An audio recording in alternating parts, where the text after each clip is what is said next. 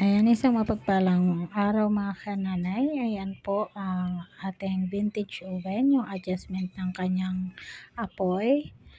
Then, ayan, kung paano pahinaan. Yan naman ang timer at ito naman yung kung ilang centigrade. Ayan, dito po sinisindihan yan. Kaya sinasabi kong vintage ay, ayan, may parang hose siya dyan na sisindihan mo yung kanyang, ayun, doon sa may dalawang butas na yon, doon masisindihan siya gamit yung parang hose na yun na parang may stick. Ayan. Ito naman yung malaking oven. Kasya dyan kahit dalawang baboy na ilitsyon. Ayan. At ayan na rin, may naluto na ako dyan. Makikita nyo sa bandang itaas. Pwede naman to sa gas and pwede din sa kuryente. Ayan yung naluto ko, Spanish bread, then ensaymada. Ayan. Makikita nyo. At ito naman yung aking niluluto. Ensaymada din yan, then pan de coco. Ayan. Kapag Saturday, then Sunday, ayan ang aking gawain.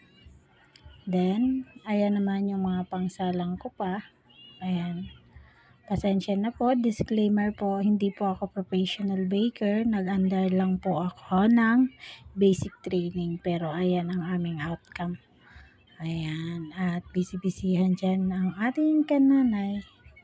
Dahil dalawang oven ang ating ginamit, mas madali tayong nakapagluto. Ayan. Pag sabay-sabay na po siyang isasalang, ayan po minsan ang ginagawa ko. Ayan naman, at ginagawa ko po dyan, nag-i-wash po ako. Ayan. Para maganda yung labas ng ating tinapay. Ayan. Nilalagyan ko siya ng egg wash. Ayan. Makikita niyo po.